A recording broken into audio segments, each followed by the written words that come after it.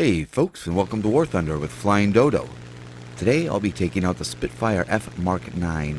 The map is Krimsk, and unfortunately this is a mixed battle. Not my favorite thing. You know, certain group tactics go out the window when each team has a more or less equal mix of nations' planes.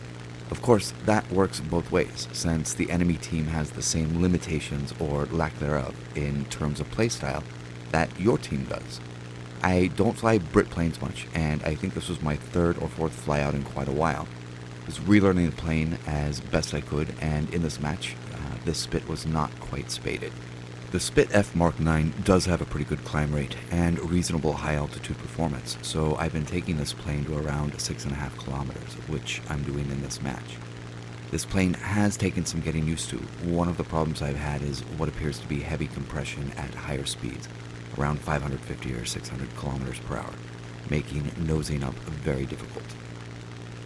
I've learned to mitigate some of that by using shallower dives and lower speeds while B&Zing, which scared me a little at first, but since this plane has fairly good energy retention in a straight line and a good power to weight ratio, I can usually exit out the other side of the dive and still attain good altitude and speed to return on the boom and zoom process.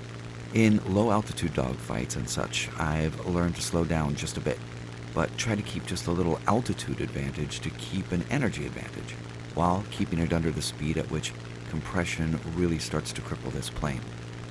Back to the game. I've climbed substantially above most of the action and am now observing the pockets of fighting to try to make a decision as to where I'll go first. What we've got here is a situation where 3 or 4 of my teammates are in a fight with 4 or 5 enemy planes, while further away, what appears to be one ally being attacked by multiple enemies. In this case, it makes more sense to me to aid the larger and more evenly matched group of allies. I may be able to save that one ally further away, but at the possible cost of losing multiple allies in the furball below me. To help ensure a victory in this match, it makes more sense to help the larger group of allies and finish this particular part of the engagement with as many allies alive as possible. The other reason this makes more sense is that the closer enemy in the furball is already having to deal with multiple possible attackers, making them more likely to make a mistake or open themselves to an attack from me or an ally, while the enemy planes on the single ally over further away can be more aware with fewer opponents to track, even with me showing up, making them more dangerous. I've opened the windows that show ally and enemy planes here to show that quite a few of my allies have died. 5, actually, though the enemy has lost 4 themselves, so quite a bit has happened while I was climbing and getting my bearings. Since I am an average player, I've forced myself to learn to have patience and not just YOLO in and die. So while I was talking about my choice of target areas, you may have noticed I dropped over 4,000 meters to start to engage the enemy. The altitude that both teams have gained has been lost during the fighting, which puts me in a great position to start picking individual targets. I'm being careful not to go too fast here because of the compression issues I talked about earlier. I get a bit distracted here by the teammate about 3.5 clicks out with an enemy on him, but get myself back in order for the task I picked for myself earlier, that is, the helping of my teammates in the larger furball. I turn to aid my teammate being chased by a P-38 and P-51, line up some shots on the P-38. Hit him, but don't do any serious damage. Then I perform an Immelman to get back on top of them. It's too little, too late for my teammate. I might have been able to save him if I hadn't been distracted by the fight further away, but now the P-38 makes a hard right in front of me, and there's my first kill. Now I've got the P-51 behind me, but he's at a lower energy state and a little lower altitude. I start a loop to get in behind him, and I'm not really sure what he's doing here. He doesn't seem to be setting himself up to engage me or evade me, so I drop in behind him, slowing down to try to line him up and try to get some shots into him. Not quite lined up, and I miss. But now the Mustang is attempting to get me to overshoot and or into a scissor maneuver. The P-51 is not terribly maneuverable at low speeds, and is actually quite difficult to get to slow down. I'm able to stay behind him, finally able to line him up in my crosshairs, and light him up.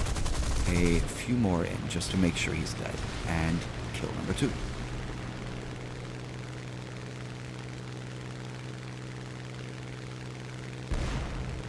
I turn back around now to see how things are going with my teammates, and the fight has gotten a little distant from me. I've lost all my energy and altitude in the fight, but it looks like they all have as well, and maybe I can get it back on my way over there.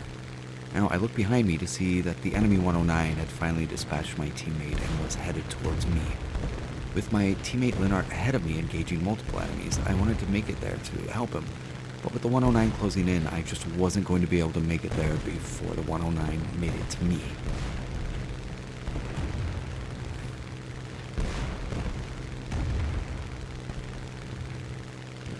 Now, I'm trying to gain some altitude here without losing too much speed, so that I have room to maneuver when the 109 does catch up to me.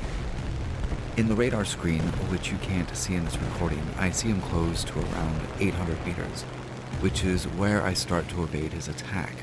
A quick split S gets him to break off and start climbing. I loop back up and begin to try to climb with him.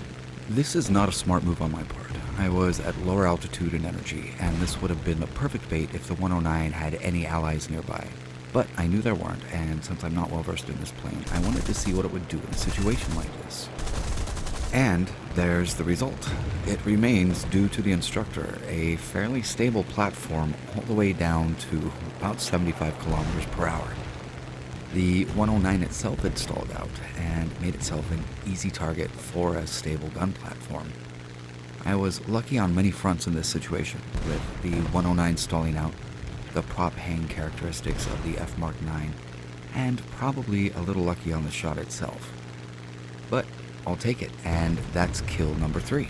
I'm finally headed back towards my last teammate, but he's quite a bit away, and I don't think I'm going to make it in time. He survived for quite a while with 3 enemies on him. It's not going to last forever. About this time, I see that my teammate has shot down the P-63, and then I see the A7M. I'm trying to gain some energy on my way over and trying to get over there to save my teammate. I need that speed since I'd like to enter this engagement with some kind of advantage, especially considering my teammate, Linhart, is about to be shot down. An A7M and a 109 as a team are a formidable duo, and I'll need all the advantages I can get. Now, I am headed in at a pretty good clip, and it seems the A7M is going to force a head-on pass, so I say a Hail Mary and go for it. Luckily, I connect and take out the A7M, but not without losing a pretty important part of my left wing. I usually avoid head-ons like the plague, but with that 109 above me and at my low altitude, I don't want to make any maneuvers that will decrease my energy too much. I don't have the head-on skills of people like Orange Doom, so when I can avoid them, I will. And that's kill number 4. Lucky, but still a kill. We just saw the 109 F4 come in for a pass, but I was able to turn inside him and avoid him getting a firing solution on me. He probably should have gotten a bit further away with more altitude to begin straight boom and zoom attacks on me, but he lost most of his energy and all of his small altitude advantage by turning tightly to try and fire on me. Now, you may notice my plane flying at a strange angle at this point, and that's due to the damage my wing took in that head-on with the A7M. I actually had a moment back there when I thought I might crash it.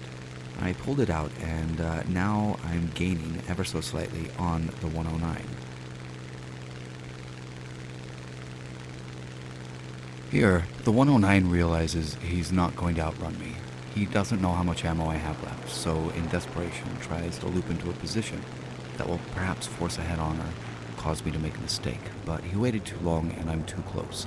He could have attempted to slow down and tried to dodge long enough to attempt scissors or get me to overshoot, but he may not know that my plane is damaged, and an undamaged Spit is likely to be superior in these maneuvers at low altitude. I bring the Spit back around with some effort due to the damage to get on his tail, and by this time, he's too low and slow to get away, and his evasive maneuvers aren't working. I'm using just my machine guns, since I have maybe 20 cannon shells left, and am peppering him here and there. Once I close the distance enough, he turns to give me a deflection shot.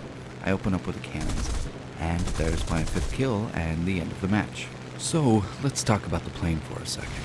I remember reading some time ago on the War Thunder forums that the Spitfire F Mark 9 was a bit of a UFO. I'm not sure that's true anymore, and while it is an excellent plane in my opinion, some of the planes I faced in this match are certainly in the same league, with different strengths and weaknesses, but I think equally dangerous and capable. Perhaps outside of that somewhat absurd 70 km/h prop hang that happened. In this match, I just happened to put myself in good positions or got lucky with that head-on, which honestly could have gone either way. I hope this video also helps illustrate the advantages of altitude, even when no one else has climbed, because as you saw, it gives you the time and ability to choose your targets. Also, even a small altitude advantage near ground level will give you room for both maneuvering and a way to pick up a bit of speed if needed. I hope you enjoyed this video. Please subscribe for my next. Have a good day.